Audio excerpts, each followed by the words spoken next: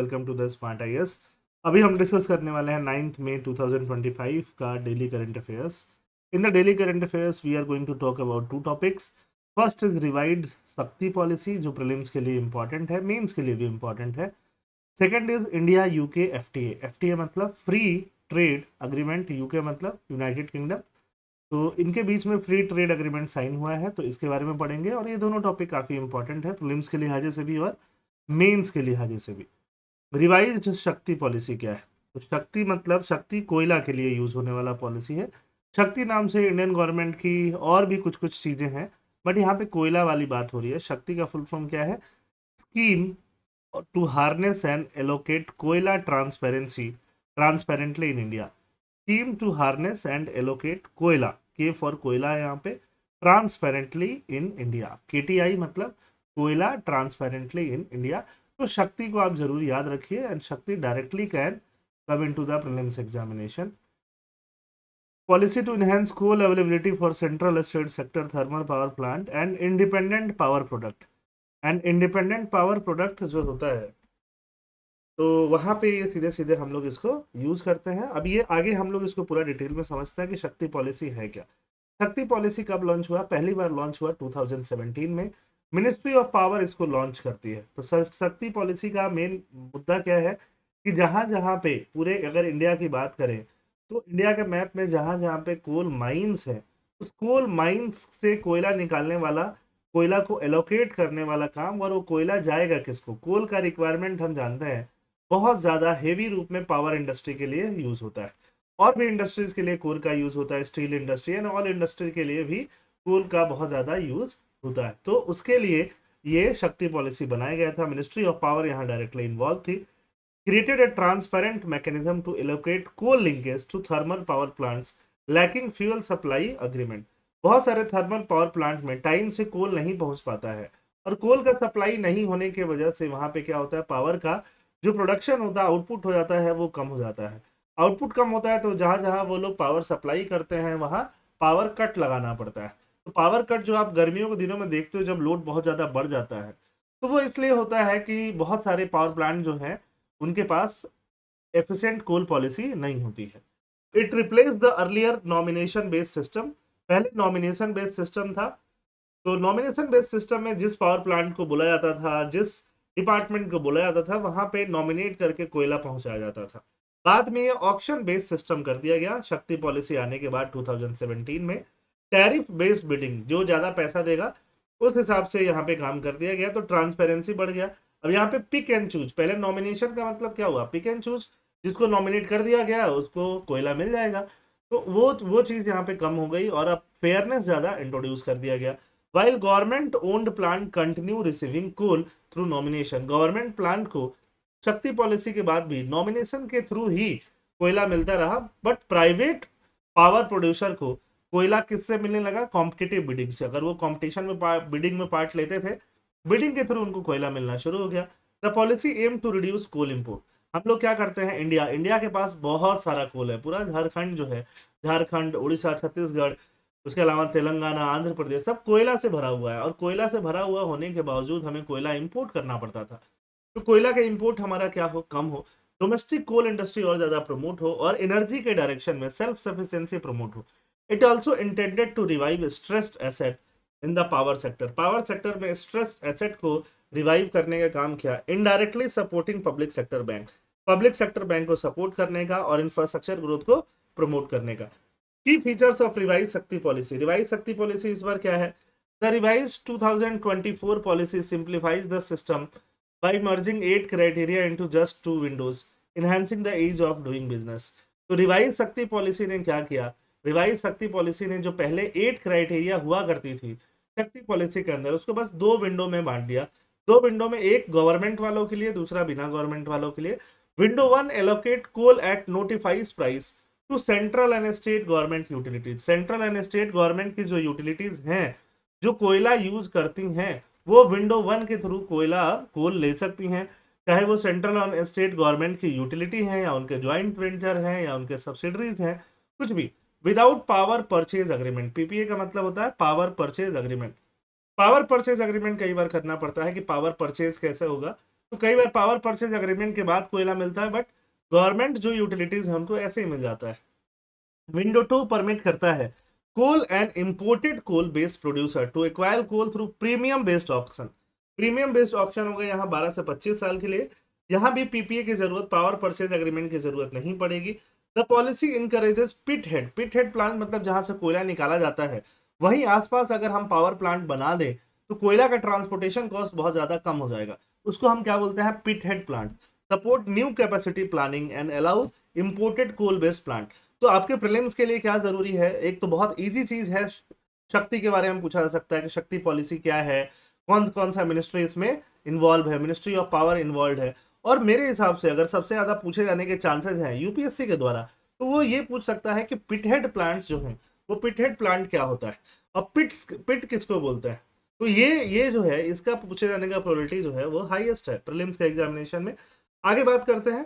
And allowed imported coal based plant to transition to domestic coal reducing import reliance. तो domestic coal पे shift हो जाना जिससे कि इंपोर्ट अलायंस जो है वो कम हो। The policy imposes no additional financial burden on coal companies. ये पॉलिसी कोल कंपनीज पे कोई फाइनेंशियल बर्डन नहीं डालती है। बेनिफिशियरी में थर्मल पावर प्लांट्स हैं, कोल इंडिया है, एससीसीएल है, रेलवे है, स्टेट गवर्नमेंट और बाकी एंड कंज्यूमर सब आते हैं। तो पिटहेड प्लांट जो है क्या होता है, in the context of power generation refers to a power plant जो जनरली एक थर्मल पावर प्लांट होता है that is built near a coal mine or other fuel source. Fuel source पास में होगा पिटहेड प्लांट के, अगर कोल जहां माइंस है उसके पास में होगा अगर पावर प्लांट, तो वहां ट्रांसपोर्टेशन कॉस्ट वगैरह बहुत बढ़ जाता है, शॉर्टेज जो है कोल का वो कम हो जाता है, एफिशिएंसी जो होता है वो बढ़ जाता है। तो यहाँ पे देखोगे कैबिनेट अप्रूव्स रिवाइज शक्ति पॉलिसी। तो अब यहाँ दो विंडो बन गया, दो विंडो बन जाने से ईज ऑफ डूइंग बिजनेस बढ़ जाएगा। पावर सेक्टर का जो कोल रिक्वायरमेंट डायनेमिक होता है, सर्दियों में पावर सेक्टर को कोल कम चाहिए, गर्मियों में बहुत ज्यादा चाहिए, तो डायनेमिक जो कोल रिक्वायरमेंट है वो मीट हो पाएगा, कोई एडिशनल कॉस्ट उनको पे नहीं करना पड़ेगा। पावर परचेज एग्रीमेंट का पहले रिक्वायरमेंट हुआ करता था, अब रिक्वायरमेंट नहीं है। पावर परचेज एग्रीमेंट की बात कर लेते हैं। ये भी एक ऐसा टॉपिक है या कॉन्सेप्ट है जो कि प्रीलिम्स वर्दी है और प्रीलिम्स में डायरेक्टली पूछा जा सकता है। पावर परचेज एग्रीमेंट क्या होता है, पावर परचेज एग्रीमेंट और electricity power agreement is a contract between two parties. दो पार्टीज के बीच में कॉन्ट्रैक्ट है विच जनरेट इलेक्ट्रिसिटी, एक जो इलेक्ट्रिसिटी जनरेट करती है and one is looking to purchase electricity, और दूसरा इलेक्ट्रिसिटी को परचेज करती है। एक होता है इलेक्ट्रिसिटी जनरेट करने वाला, जनरेट करने वाले को हम बोलते हैं जेनकोस, दूसरा होता है डिस्ट्रीब्यूट करने वाला, डिस्ट्रीब्यूट करने वाले को हम बोलते हैं डिस्कॉम्स। तो जेनको जो जनरेट करता है वो किसको सेल करता है, पावर डिस्कॉम्स को सेल करता है, और डिस्कॉम यहां से पावर किसके आपके घरों तक पहुंचाता है। PPAs are long term contract to buy renewable sorry, PPAs are long-term contract to buy renewable energy in agreed volume at price that meet the need of generator and the consumer। तो ये पूरा जो शक्ति है उसी पे based है। शक्ति के बारे में अब और डिटेल हमें करने की जरूरत नहीं है। Second topic, India UK trade deal FTA. FTA मतलब होता है फ्री ट्रेड अग्रीमेंट। तो फ्री का मतलब ये नहीं है कि इंडिया यूके को फ्री में गुड्स देगा और यूके इंडिया को फ्री में गुड्स एंड सर्विसेज देगा, वो नहीं है। फ्री मतलब होता है कि टैरिफ कम होना चाहिए, टैरिफ जीरो हो जाए या टैरिफ बहुत कम हो जाए, टैक्स बहुत कम हो जाए, इंपोर्ट टैक्स कम हो जाए, इंपोर्ट टैक्स जिसको इंपोर्ट टैरिफ बोल दो, इंपोर्ट ड्यूटी बोल दो, अगर ये बहुत कम हो जाए मैक्सिमम प्रोडक्ट्स के लिए, तो हम इसको क्या बोल देते हैं, फ्री ट्रेड अग्रीमेंट बोल देते हैं। और इंडिया और यूके इसको नेगोशिएट करने में लगे हुए थे। आजादी तक देखो यूके जो था, ब्रिटेन जो था, वही कब्जा जमा के बैठा हुआ था। तो एक तरह से फ्री ट्रेड चल ही रहा था, यूके जो चाहता था इंडिया से ले जाता था और जो चाहता था इंडिया को दे देता था। ठीक है, तो वहां पे यूके जैसे मन मर्जी वैसे टैक्स लगाता था। बट आजादी के बाद से अभी अभी जाके 2025 में हमारा यूके के साथ एक ट्रेड डील फाइनल हुआ है, जिसमें यूके से अगर प्रोडक्ट हम मंगा रहे हैं तो यहाँ पे टैरिफ इंडिया में कम लगेगा या बहुत मिनिमम लगेगा, और इंडिया से अगर गुड्स जा रहा है यूके तो वहां पे टैरिफ कम लगेगा। तो ये इसको क्या बोलते हैं हम लोग, फ्री ट्रेड अग्रीमेंट। अगर टैरिफ का रिडक्शन हो जाएगा तो गुड्स जो होते हैं उनका इंपोर्ट एक्सपोर्ट बढ़ जाएगा, इंपोर्ट एक्सपोर्ट बढ़ जाएगा, वॉल्यूम बढ़ जाएगा। इससे क्या होगा, जीडीपी ग्रोथ होगा, एम्प्लॉयमेंट जनरेशन होगा, पॉवर्टी रिडक्शन होगा, दोनों कंट्रीज के बीच के रिलेशन क्या होंगे, इंप्रूव होंगे। तो ये होता है free trade agreement. Free trade agreement का जो नेगोशिएशन है वो काफी पहले स्टार्ट हुआ था। ऋषि सुनक साहब जब प्राइम मिनिस्टर थे तो भी उन्होंने काफी काम किया यूनाइटेड किंगडम के लिए, वो भी एक इंडियन ओरिजिन के प्राइम मिनिस्टर थे यूनाइटेड किंगडम के। तो अभी जो है, अभी ये ट्रेड डील कंक्लूड हो गया है। अगर मैं आपको यूके के बारे में बताऊं तो यूरोपियन यूनियन आपको पता है, यूरोपियन यूनियन, यूरोप की बहुत सारी कंट्रीज मिलकर क्या बनती है, यूरोपियन यूनियन बनती है। और यूरोपियन यूनियन एक सिंगल मार्केट की तरह काम करता है। What is a single market? Single market जिसमें सिंगल करेंसी चल रही है, सिंगल करेंसी, सिंगल बॉर्डर चल रहा है, मतलब कोई बॉर्डर नहीं चल रहा है। फॉर एग्जाम्पल, आपको अगर कोई किसी गुड्स को आसाम से लेकर के बिहार जाना है, तो आप आराम से लेके जाओ, वहां बेचो। तो आसाम बिहार क्या है? एक सिंगल मार्केट है। इंडिया का हर स्टेट क्या है? एक सिंगल मार्केट है। बट वही काम आप आसाम से लेके बांग्लादेश नहीं बेच सकते हो, या फिर कोई और स्टेट में नहीं बेच सकते हो, क्योंकि वो सिंगल मार्केट नहीं है। बट यूरोपियन यूनियन में बहुत सारी कंट्रीज होने के बावजूद वो एक सिंगल मार्केट की तरह एक्ट करता था। आप कहीं से गुड्स ले जाके कहीं बेचो, आराम से हो जाता था। लेकिन 2017 के आसपास यूनाइटेड किंगडम ने डिसाइड किया कि अब वो यूरोपियन यूनियन का पार्ट नहीं रहेगा, और यूरोपियन यूनियन से अलग हो गया। यूरोपियन यूनियन से अलग हो गया तो उसको हम बोलते हैं ब्रेक्सिट। ब्रेक्सिट मतलब Britain exit. Britain exit from where? Britain exit from European Union. अब ब्रिटेन का जब एग्जिट हो गया यूरोपियन यूनियन में, तो ब्रिटेन अकेला पड़ गया। उसका ट्रेड जो है बाकी कंट्रीज से कम होने लग गया। ट्रेड और ट्रेड का वॉल्यूम कम होने लगा, इकोनॉमिक क्राइसिस आ गई। तो इकोनॉमिक क्राइसिस के बीच में आप देखोगे कि ब्रिटेन में बहुत सारे प्राइम मिनिस्टर जो हैं वो उस बीच चेंज हुए। 2017 से लेकर के, अगर मैं बोलूं 2025 में, 3-4 प्राइम मिनिस्टर उनके चेंज हो गए। तो अभी क्या है, अभी यूके बहुत खुश है कि एक बहुत मेजर डील उसने क्रैक किया है इंडिया के साथ, क्योंकि इंडिया एक बहुत बड़ा इमर्जिंग इकॉनमी है, और आगे आने वाले कई सालों के लिए यूके को उसको फायदा होता रहेगा। वो अपने गुड्स को फ्री ट्रेड अग्रीमेंट के थ्रू फ्रीली इंडिया में बेच पाएगा, और वहां से वो क्या करेगा? पैसे कमा पाएगा। As per the data from 2023-24, the trade volume between the two countries reached 21.34 billion. अभी ट्रेड वॉल्यूम हमारा कितना है? 21.34 बिलियन है। Presently, goods exported from India to the UK face an average import duty. हमारा average import duty 4.2 है, वो और कम हो जाएगा, जीरो के आसपास चला जाएगा। The two sides are now aiming to conclude an FTA, a bilateral investment treaty. एक इन्वेस्टमेंट ट्रीटी भी, कि इंडिया यूके में इन्वेस्ट कर सकता है इजिली, फ्रीली, और इंडियन लोग यूके में और यूके वाले इंडिया में। तो एक बायलेटरल इन्वेस्टमेंट ट्रीटी करने के फिराक में भी ये लोग हैं।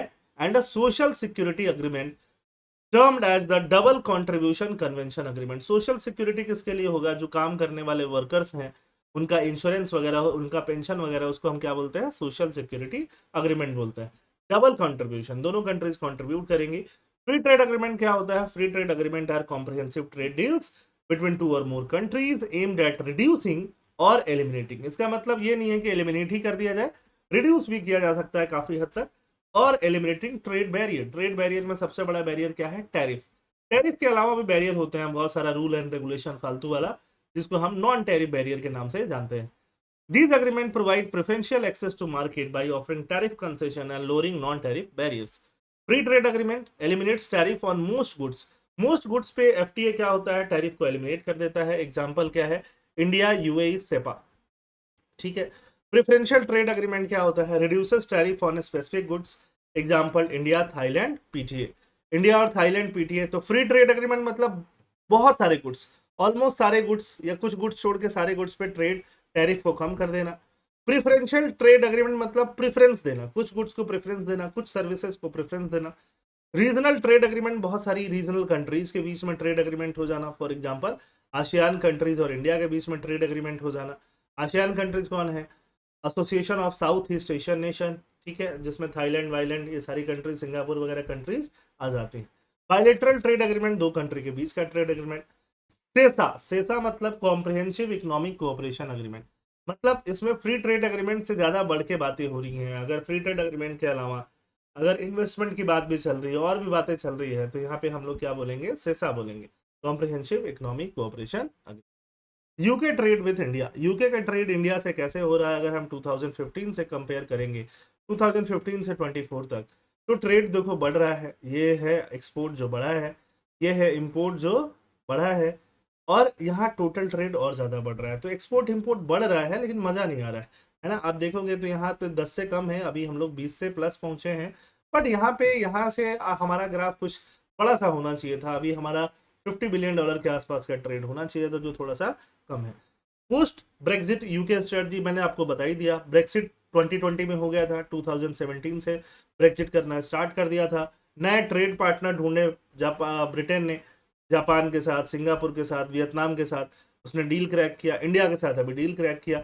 उसके अलावा एक बहुत बड़ा फ्री ट्रेड अग्रीमेंट है, जिसको हम बोलते हैं comprehensive and progressive agreement for trans Pacific partnership, CPTPP। उसके अंदर उसने ज्वाइन किया। CPTPP क्या है ये भी आपको जानना चाहिए, और CPTPP can also come in the prelims examination directly. CPTPP में कौन कौन सी कंट्रीज हैं, ये आप मुझे कमेंट सेक्शन में बताइए कि कौन कौन सी कंट्रीज जो आपको पता है वो CPTPP में है। All countries.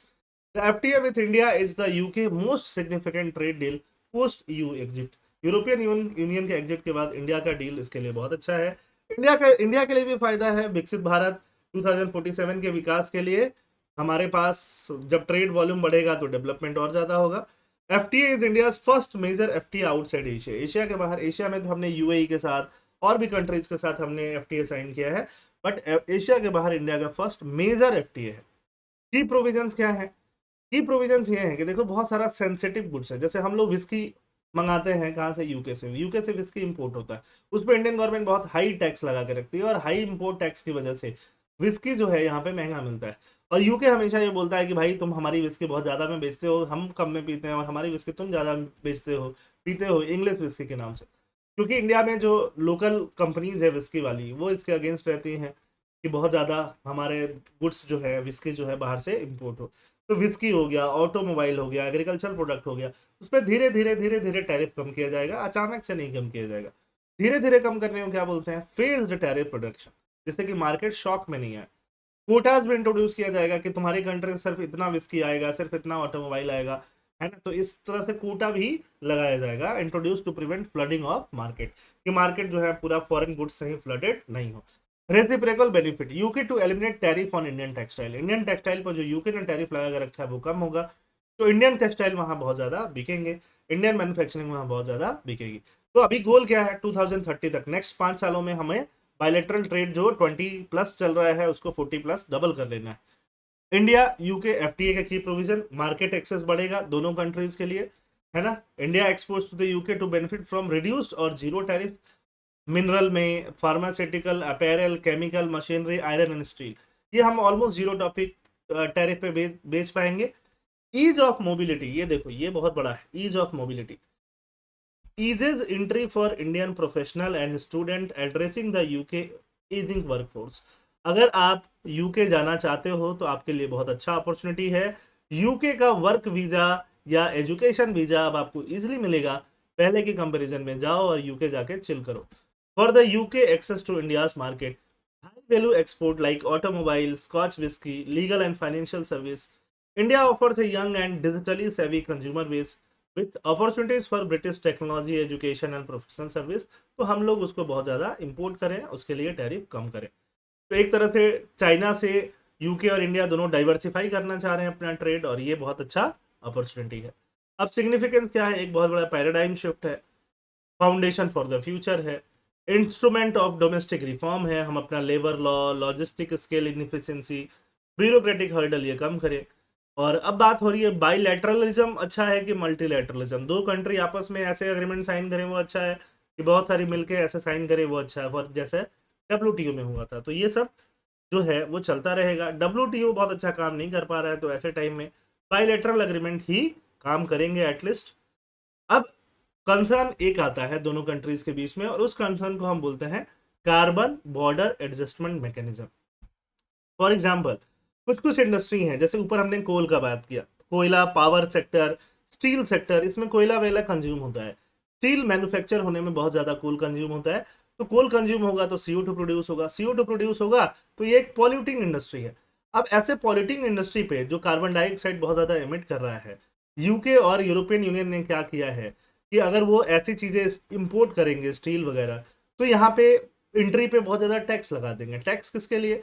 क्योंकि यूके में कोई स्टील कंपनी है, वो स्टील बना रही है तो कार्बन डाइऑक्साइड का एमिशन कम हो रहा है, हम बना रहे हैं तो कार्बन डाइऑक्साइड का एमिशन ज़्यादा हो रहा है। तो ये इसलिए सस्ता बन रहा है, सस्ता बन के जब वहां जा रहा है तो लोकल स्टील से compete हो रहा है। इसीलिए कार्बन बॉर्डर एडजस्टमेंट मैकेनिज्म, कि कार्बन को बॉर्डर पे क्या किया जा रहा है, एडजस्ट, जो कि यूके लगाने वाला है। यूके का ड्राफ्ट लेजिस्लेशन है, 1 जनवरी 2027 से लगा सकता है सीमेंट पे, स्टील पे, एल्यूमिनियम पे, फर्टिलाइजर पे, हाइड्रोजन पे। तो अब इस ये एक कंसर्न रह गया है, the emission calculation will follow UK domestic emission trading scheme. UK का डोमेस्टिक एमिशन ट्रेडिंग स्कीम को फॉलो करना पड़ेगा, ये इंडिया का कंसर्न है। इंडिया यहाँ यूके को बोल रहा है कि देखो कॉमन बट डिफरेंशिएटेड रिस्पॉन्सिबिलिटीज वाले प्रिंसिपल को लगाओ, कि देखो हमारा रिस्पॉन्सिबिलिटी सेम है, इंडिया का या यूके का, क्लाइमेट चेंज को मिटिगेट करना, बट दोनों का रिस्पॉन्सिबिलिटी सेम है बट डिफरेंशिएटेड है, क्योंकि इंडिया एक अंडर डेवलप्ड कंट्री है, डेवलपिंग है, तो इंडिया का रिस्पॉन्सिबिलिटी कम है, यूके का रिस्पॉन्सिबिलिटी ज्यादा है। India response to CBM, rebalancing करने के लिए इंडिया ने बोला है यूके को, India has emphasised that its carbon credit trading system which is based on emission intensity rather than absolute emission level is more suitable for a developing country। India ने बोला है कि हमारे पास जो कार्बन क्रेडिट ट्रेडिंग सिस्टम है that is better, और आप अपना ये सिस्टम नहीं लगाइएगा जब हमारे स्टील, सीमेंट, एल्युमिनियम, फर्टिलाइजर ये सब आपके पास जाएगा। What is the way ahead to ensure that FTA benefit are not undermined by non-tariff barrier like CBAM? India must negotiate firmly and strategically. India must continue to advance for the CBDR principle, common but differentiated principle, responsibility principle, and push for differential treatment in climate-related trade measures. Institutional mechanism like the proposed rebalancing clause, effective dispute resolution framework must be built into the final agreement to protect the interest of both the parties. The FTA success will depend on effective implementation। जितना effective implementation करेंगे उतना free trade agreement हमारा successful रहेगा, ठीक है। जितना dialogue अच्छे से करेंगे, डोमेस्टिक रेडीनेस रखेंगे, उतना हमारा डायलॉग अच्छे से कंप्लीट होगा। थैंक यू, जय हिंद।